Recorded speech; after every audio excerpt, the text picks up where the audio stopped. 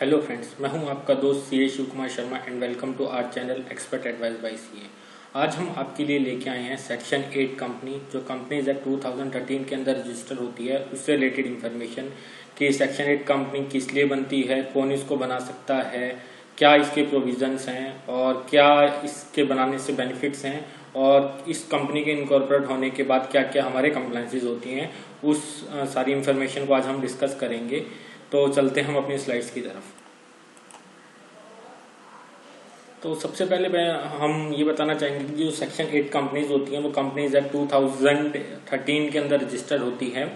इसके अंदर क्या होता है कि अगर आप लोगों को भी जैसे पता है कि हमारे इंडिया के अंदर जो काफ़ी सारी सोशल एक्टिविटीज़ होती हैं, इन सोशल एक्टिविटीज़ को करने के लिए जो है हमारे यहाँ एनजीओज बनाए जाते हैं। तो जो ये एनजीओज होते हैं उसके कई फॉर्म्स हो सकते हैं, जैसे कि जो हमारा एनजीओ है वो एज ए ट्रस्ट रजिस्टर हो सकता है, एज ए सोसाइटी रजिस्टर हो सकता है, या फिर वो जो है सेक्शन 8 कंपनी के अंदर जो है रजिस्टर हो सकता है। तो जो हमारा ये सेक्शन 8 कंपनी, अब ये क्वेश्चन ये उठता है कि जी हमारे लिए क्या बेनिफिशियल है सोसाइटी, ट्रस्ट या सेक्शन 8 कंपनी, और इसके बनाने से क्या क्या बेनिफिट्स होते हैं। एक्चुअली जो सोसाइटी, ट्रस्ट और सेक्शन 8 कंपनीज हैं उनके सबके अपने बेनिफिट्स हैं एंड अब सबकी अपनी जो लिमिटेशंस हैं। तो जो मेन पर्पस जो होता है हमारे ट्रस्ट, सोसाइटी या section 8 company as a NGO के रूप में वर्किंग करने के लिए जो है वो होता है कि जी हम जो है गवर्नमेंट से या सीएसआर फंडिंग के थ्रू या पब्लिक के थ्रू जो है वो हम अपने फंड रेज करें और उस फंड को जो है सोशल वेलफेयर एक्टिविटीज के लिए जो है हम उसको यूटिलाइज कर पाएं। अब जो अगर आपने भी देखा होगा कि जो हमारी सेक्शन 8 कंपनीज जो होती हैं उनका जो रजिस्ट्रेशन जो होता है वो लोगों को प्रॉपर इन्फॉर्मेशन नहीं होती कि उसका क्या प्रोसेस होता है, उसके बनाने से क्या क्या बेनिफिट्स होते हैं। तो इस वजह से क्या होता है कि मैक्सिमम लोग जो है वो ट्रस्ट या सोसाइटी बना के ही जो वो एनजीओ की एक्टिविटीज करते हैं। लेकिन आज हम आपको बताएंगे कि जी सेक्शन 8 कंपनीज जो है वो कैसे बनती है और उसके क्या क्या बेनिफिट्स होते हैं। तो जो ये हमारे सेक्शन 8 कंपनीज होती हैं वो सेक्शन 8 ऑफ कंपनीज एक्ट 2013 के अंदर जो है उसके ऑब्जेक्टिव्स लिखे हुए हैं कि जो सेंट्रल गवर्नमेंट है वो किस कंपनी को जो है वो सेक्शन 8 कंपनी के रूप में जो है रिकग्नाइजेशन देगी। क्योंकि जो कंपनी सेक्शन 8 के अंदर रजिस्टर्ड होती हैं उनका जो लाइबिलिटीज होती है वो लिमिटेड होती हैं, उनका जो कॉन्स्टिट्यूशन है वो प्राइवेट लिमिटेड या लिमिटेड के कंपनी में ही रजिस्टर्ड होती हैं। लेकिन इनको एक एग्जम्पशन होती है कि इनको अपने नाम के साथ जो है वो प्राइवेट लिमिटेड लिखना नहीं होता। ये एज ए जैसे हमने वर्ड सुना होगा फाउंडेशंस, इस तरीके के वर्डिंग के साथ जो है ये अपने आप को रजिस्टर कर सकती हैं। इनको प्राइवेट लिमिटेड या लिमिटेड कंपनी जो है वो लिखना मैंडेटरी नहीं होता। और उसके अलावा जो है बाकी सारे जो कंप्लायंसेस होते हैं प्राइवेट लिमिटेड और लिमिटेड से रिलेटेड वो इनके ऊपर एप्लीकेबल होते हैं। लेकिन जो ये नाम से रिलेटेड जो इनको प्राइवेट लिमिटेड लिखना होता है वो नहीं लिखा जाता है इनके नाम के साथ। अब क्वेश्चन ये उठता है कि जी सेंट्रल गवर्नमेंट जो है वो किसको जो है सेक्शन 8 के अंदर अप्रूवल देती है। तो ये आपके स्क्रीन के ऊपर आप देख पा रहे होंगे कि जी अगर किसी को भी सेक्शन 8 कंपनी रजिस्टर करनी है तो उसका जो एमओए एंड एओए होगा उसके अंदर जो है प्राइमरी कंडीशंस होनी चाहिए कि जो उनका जो ऑब्जेक्ट होगा वो ऑब्जेक्ट होगा promotion of commerce, art, science, sports, education, research, social welfare, religious, charity and protection of environment और एनी अदर ऑब्जेक्टिव्स। यानी कि इनमें से कोई ना कोई एक्टिविटी वो करना चाहिए, वो जो आप कंपनी बनाना चाहते हैं वो करना चाहिए। और इसके अंदर ये मैंडेटरी नहीं है कि वो सारे एक्टिविटीज करें। अगर इसमें से कुछ एक्टिविटीज भी वो उनका मैंडेटरी कोर फील्ड होती है तो भी उनको जो है रजिस्टर किया जा सकता है। उसके बाद जो सेकंड कंडीशन होती है सेक्शन 8 सबसेक्शन बी के अंदर, उसके अंदर कहते हैं कि जी जो भी ये इनकम जो अर्न करेंगे, जो भी प्रॉफिट अर्न करेंगे और भी कोई other income in promoting of its object, इसके अंदर क्या होगा कि इनको जो भी ये प्रॉफिट्स अर्न करेंगे उसको जो है इनके जो ऑब्जेक्ट्स हैं उनको ही अचीव करने के लिए उनको ये पेमेंट जो है वो स्पेंड करनी है। इसके अलावा इसके अंदर क्या होता है कि जो हमारी लिमिटेड कंपनीज होती हैं उनके अंदर जो भी हमारे शेयर होल्डर्स होते हैं उनको हम अपना जो है डिविडेंड्स दे सकते हैं। लेकिन जो सेक्शन 8 कंपनीज होती हैं उनके अंदर ये प्रोविजन होती है कि ये जो भी प्रॉफिट अर्न करेंगे उसको सोशल वेलफेयर एक्टिविटीज और अपने प्रमोशन जो भी उनके जिस पर्पज से वो बनाई गई है उनको अचीव करने के लिए उस पेमेंट को वो जो है स्पेंड करेंगे। जो भी सरप्लस होगा वो जो इनके मेंबर्स हैं उसके अंदर जो है डिविडेंड के रूप में हम डिस्ट्रीब्यूट नहीं कर सकते। अगर ये कंडीशन फुलफिल करती है तो सेक्शन 8 कंपनी जो है वो अप्रूवल के लिए सेंट्रल गवर्नमेंट के पास जाती है और सेंट्रल गवर्नमेंट के जो प्रॉपर ऑफिसर होते हैं अगर वो सेटिस्फाई होते होते हैं तो वो आपकी कंपनी को जो है वो रजिस्टर कर सकते हैं। अब क्वेश्चन ये उठता है कि जी हमने जो हमारी ये प्राइमरी कंडीशन है, जो भी उनके ऑब्जेक्टिव से रिलेटेड जो कंडीशन है उसको अगर हम फुलफिल कर देते हैं तो उसके बाद हम अपनी सेक्शन 8 कंपनी कैसे बना सकते हैं। तो आप अपनी स्क्रीन पे देख पा रहे होंगे, हमने स्टेप बाय स्टेप जो है इस प्रोसेस को डिस्क्राइब किया है कि कैसे कैसे जो है आप अपनी कंपनी को रजिस्टर कर सकते हैं। सबसे पहले तो जो है आपको एनजीओ सेक्शन 8 कंपनी जो भी बनाना है उसका नाम आपको डिसाइड करना है। उस नाम को डिसाइड करने के बाद जो है आपको उस नाम को सर्च करना है www.mca.gov.in के ऊपर कि ऑलरेडी इस नाम से कोई सेक्शन 8 कंपनी या private limited company already registered तो नहीं है। अगर आपका नाम यूनिक होगा तो ये काफी अच्छे चांसेस हैं कि आपको वो जब आप अपनी एप्लीकेशन अप्रूवल के लिए लगाएंगे तो आपको वो नाम जो है अलॉट हो जाएगा। उसके बाद जो सेकंड स्टेप ये होता है कि जब आपने अपना नाम डिसाइड कर लिया तो आपको जो है स्पाइस प्लस फॉर्म के थ्रू जो है अपनी एप्लीकेशन जो है नेम अप्रूवल के लिए डालनी पड़ती है। जो स्पाइस प्लस फॉर्म जो है इसके अंदर दो पार्ट होते हैं, part A and part B. Part A के अंदर जो है आपको अपनी कैटेगरी और आपके जो भी नाम पर्टिकुलर्स वगैरह जो हैं वो यहाँ पे आपको डिस्क्राइब करने होते हैं कि जी मैं ये नाम जो है जो रजिस्टर करवाना चाहता हूँ और मेरा जो कॉन्स्टिट्यूशन जो है वो ये रहेगा। पार्ट ए में जो आपका नाम अप्रूवल होता है उसकी जो कॉस्ट होती है वो 1000 रुपीज होती है। आप जब अपनी एप्लीकेशन सबमिट करेंगे तो विद इन 2 to 3 डेज जो है आपकी एप्लीकेशन जो है सेंट्रल गवर्नमेंट का जो ऑफिसर होता है वो नॉर्मली 2 to 3 डेज में जो है उसकी अप्रूवल कर देते हैं। जब आपके नाम की अप्रूवल आ जाती है तो उसके बाद जो है आपको spice MOA, spice OAO and agile form जो भी इनके फॉर्म्स होते हैं वो फॉर्म्स जो है प्रिपेयर करने होते हैं और उसके अंदर जो भी मैंडेटरी फील्ड्स अटैचमेंट्स होती हैं वो जो है उनके साथ अटैच करके जो है आपको फॉर्म जो है सबमिट करना होता है मिनिस्ट्री के अंदर फर्दर अप्रूवल प्रोसेसिंग के लिए। अब क्वेश्चन ये उठता है कि जी जो आपने बोला है कि जी स्पाइस MOA, स्पाइस AOA के अंदर जो है आपकी जो है गाइडलाइंस वगैरह जो भी आपके ऑब्जेक्टिव्स हैं वो मेंशन करके जाएंगे। उसके साथ जो भी हमारी फॉर्मेलिटीज और होंगी, जो हमारी अटैचमेंट्स होंगी, उसके अंदर हमें क्या क्या डॉक्यूमेंट्स की रिक्वायरमेंट होगी। तो इसके अंदर क्या होगा कि जो भी आपके डायरेक्टर्स होंगे उनका डिन नंबर की रिक्वायरमेंट होगी। अगर ऑलरेडी उनको डिन नंबर अलॉटेड नहीं है तो आप इसी फॉर्म के थ्रू जो है अपने जो नए बंदे जो हैं, जो नए डायरेक्टर्स हैं, उनके नाम उनके डिन अप्रूवल के लिए जो है एप्लीकेशन सबमिट कर सकते हैं। तो अगर डिन नंबर आपके पास है तो वो डिन नंबर यूज हो जाएगा, अदरवाइज केस में जो है आपकी इसी फॉर्म के थ्रू उस डिन की एप्लीकेशन जो है वो चली जाएगी।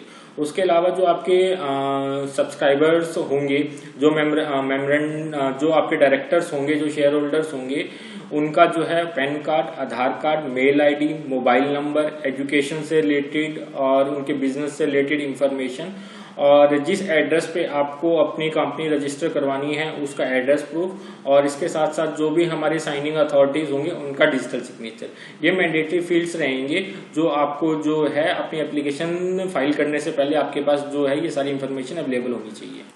उसके बाद जो हमारा स्टेप 5 है उसके अंदर क्या है कि आपने अपने सारे डॉक्यूमेंट्स जो हैं वो तैयार करने हैं और उसके बाद स्पाइस प्लस फॉर्म के थ्रू जो है वो डॉक्यूमेंट्स जो है आपको MCA में सबमिट करने हैं। ये डॉक्यूमेंट सबमिट होने से पहले जो है ये सारे डॉक्यूमेंट्स आपके जो डायरेक्टर शेयर होल्डर्स हैं उनके द्वारा अप्रूव होने चाहिए एंड जो आपने जो इस भी प्रोफेशनल को अपॉइंट किया हुआ है उनकी जो है कंसर्ट इसके साथ में लगेगी कि जी उन्होंने जो भी इस एक्ट से रिलेटेड जो भी फॉर्मेलिटीज हैं उन्होंने उसको वेरीफाई कर लिया है और जो भी थिंग्स हैं सारी इन अकॉर्डेंस विद लॉ है।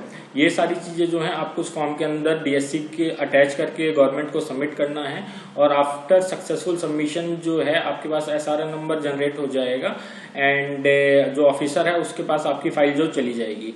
वो फाइल जाने के बाद जो है आप प्रॉपर ऑफिसर जो है उस फाइल को वेरीफाई करेंगे। अगर उनको उसके अंदर कोई दिक्कत होगी तो वो आपको क्वेरी रेज करेंगे, आपको उस क्वेरी का रिप्लाई सबमिट करना है और अपना फॉर्म जो है अगेन रीसबमिट करना पड़ेगा। और अगर फर्स्ट टाइम में ही वो आपकी एप्लीकेशन से सेटिस्फाई होते हैं तो वो आपकी कंपनी को जो है वो रजिस्टर कर देंगे। तो आपने देखा कि ये हमारा सेक्शन 8 कंपनी रजिस्टर करने का प्रोसीजर होगा। उसके बाद जो है कुछ हमारे सामने फ्रीक्वेंटली आस्क्ड क्वेश्चंस भी आते हैं कि जी सेक्शन 8 कंपनी रजिस्टर और उसके कंप्लाइंस से रिलेटेड क्वेश्चन। तो उसमें जो एक नॉर्मली क्वेश्चन ये पूछा जाता है कि जी मैंने कोई सेक्शन 8 कंपनी बनवाई, उसका जो मेरे MOA एंड AOA है वो क्या उसके अंदर जो भी हमारे प्रोविजंस ऑब्जेक्टिव्स हैं वो जो प्राइमरी रजिस्ट्रेशन हुआ है उसके अंदर अगर मैं कोई चेंज करना चाहूँ तो क्या वो मैं चेंजेस कर सकता हूँ। तो इसमें हम आपको ये बताना चाहेंगे कि जी जो सेक्शन 8 कंपनीज होती हैं वो मिनिस्ट्री के द्वारा प्रॉपरली गवर्नड होती हैं। उसके अंदर अगर आपको अपने MOA एंड AOA के अंदर कोई भी चेंज करना है तो सबसे पहले आपको जो है अपनी एप्लीकेशन उन चेंजेस से रिलेटेड जो है सेंट्रल गवर्नमेंट को लगानी पड़ेगी, उनसे अप्रूवल लेना पड़ेगा कि जी हम जो है अपनी जो हमारे MOA एंड AOA के अंदर जो भी प्रोविजंस है, जो भी ऑब्जेक्टिव्स है, उसके अंदर ये चेंज करना चाहते हैं। अगर मिनिस्ट्री उस चीज की अप्रूवल देती है तो ही आप वो चेंजेस जो है इनकॉर्पोरेट कर पाएंगे अपने MOA एंड AOA के अंदर। अगर मिनिस्ट्री उसको रिजेक्ट करती है तो आप उसके अंदर कुछ भी अल्टरेशन नहीं कर पाएंगे। इसके अंदर जो भी उसके डायरेक्टर्स हैं, जो भी शेयर होल्डर्स हैं, उनकी सोल डिस्क्रिप्शन के ऊपर जो है वो चेंजेस नहीं हो पाएंगे। प्राइमरी डिस्क्रिप्शन उनकी होगी, सेकेंडरी जो है गवर्नमेंट की मिनिस्ट्री की होगी। अगर मिनिस्ट्री उससे अप्रूव करती है तो ही आप उन चीजों को आगे कैरी ऑन कर पाएंगे, नहीं तो आप उन चीजों को नहीं कर पाएंगे। उसके बाद क्या होता है कि जी जो हमारी सेक्शन 8 कंपनीज होती हैं, हो सकता है कि वो किसी रीजन से एक कंपनी जो है दूसरी कंपनी के साथ अमालगमेट हो सकती है। तो उसके अंदर क्वेश्चन ये उठता है कि जी जो हमारी ये कंपनीज हैं वो जो सेक्शन 8 कंपनी है वो किसी भी प्राइवेट लिमिटेड कंपनी के साथ अमालगमेट हो सकती है। तो इसमें हम आपको ये बताना चाहेंगे कि जी सेक्शन 8 कंपनी जो है वो दूसरी सेक्शन 8 कंपनी के साथ ही अमालगमेट हो सकते हैं और उन दोनों का जो ऑब्जेक्ट है वो सेम होना चाहिए, अदरवाइज केस में जो है आपकी एप्लीकेशन जो है वो रिजेक्ट हो जाएगी। अब क्वेश्चन सेकंड ये उठता है कि जी सेक्शन 8 कंपनी मैंने रजिस्टर करवा ली, तो अब मेरे को अपनी जो मेरा ये सेक्शन 8 कंपनी बनी है, जो मेरा ये NGO बना है, उसको चलाने के लिए जो मेरे को ग्रांट डोनेशन जो मिलेगी वो मेरे को MCA देगी या कोई और देगा। तो हम इसको आपको ये बताएंगे कि जी ये जो MCA है ये हमारी एक रेगुलेटर है जो प्राइवेट लिमिटेड और लिमिटेड कंपनी LLPs को जो है उनके रेगुलेशन को गवर्न करती है। ये किसी तरह की डोनेशंस नहीं देती। अगर आपको डोनेशन चाहिए तो आपको जनरल पब्लिक से डोनेशन लेनी पड़ेगी या जो CSR एक्टिविटीज से रिलेटेड जो भी कंपनियां डोनेट कर रही हैं उनको कांटेक्ट करना पड़ेगा, या अगर आपको गवर्नमेंट से फंडिंग चाहिए तो आपको अपना जो सेक्शन 8 कंपनी है उसको NGO दर्पण पे नीति आयोग का रजिस्ट्रेशन लेना पड़ेगा। उसके बाद जो है आप गवर्नमेंट फंडिंग के लिए एलिजिबल हो जाएंगे। और अगर आप स्पेसिफाइड मिनिस्ट्री से जो भी आपका क्राइटेरिया अगर उसको फुलफिल करते हैं तो आप वो डोनेशन लेने के लिए मिनिस्ट्री को कांटेक्ट कर सकते हैं। अब थर्ड क्वेश्चन ये उठता है कि जी जो हमारी सेक्शन 8 कंपनी है वो क्या हमारे इनकम टैक्स के अंदर जो प्रोविजंस होते हैं, सेक्शंस होते हैं, सेक्शन 11, सेक्शन 12 एंड 80G वगैरह का रजिस्ट्रेशन लेने के लिए एलिजिबल होती है? जी बिल्कुल। सेक्शन 8 जो कंपनीज हैं उनको ऑथराइज किया हुआ है सेक्शन 11, सेक्शन 12 एंड 80G के अंदर। अगर जो भी उन सेक्शंस की इनकम टैक्स के सेक्शंस की रिक्वायरमेंट है, अगर ये हमारी सेक्शन 8 कंपनी, हमारा जो ये NGO है, अगर उन कंडीशन को फुलफिल करता है तो वो अपनी एप्लीकेशन जो है वो कमिश्नर के सामने लगा सकता है अप्रूवल के लिए कि जी मेरे को भी जो है इन सेक्शंस के अंदर जो भी बेनिफिट, जो भी एग्जम्पशंस हैं उनका बेनिफिट दिया जाए। तो अगर आप उस क्राइटेरिया को फुलफिल करेंगे तो आपकी जो भी क्राइटेरिया होगा मिनिस्ट्री का, उसके बेसिस पे आपकी एप्लीकेशन को जो प्रोसेस किया जाएगा। और अगर आप एलिजिबल होंगे तो आपका जो सेक्शन 8 कंपनी NGO है उनको वो ग्रांट दे भी दी जाएगी। उसके बाद जो हमारा नेक्स्ट क्वेश्चन उठता है कि जी हमारी जो सेक्शन 8 कंपनीज हैं वो एक तरीके से हमारा NGO है, तो इसके अंदर क्या हमें कोई स्पेसिफिक कंप्लायंसेस करने पड़ेंगे?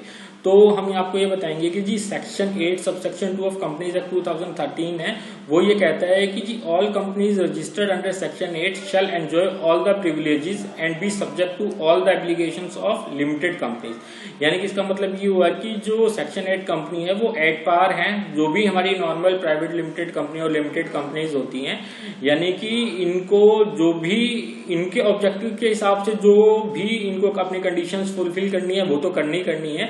उसके अलावा जो भी हमारी प्राइवेट लिमिटेड और लिमिटेड कंपनियों के अंदर कंप्लायंसेस होनी है वो भी अकॉर्डिंग टू देयर कॉन्स्टिट्यूशन जो है उनको फॉलो करना पड़ेगा। जैसे कि जो हमारे एनुअल बेसिस पे ऑडिट हो गया और हमारी जो है general meetings, board meeting and resolutions वगैरह बनाने की जो भी हमारा क्राइटेरिया है तो उन सबको फुलफिल इनको करना पड़ेगा।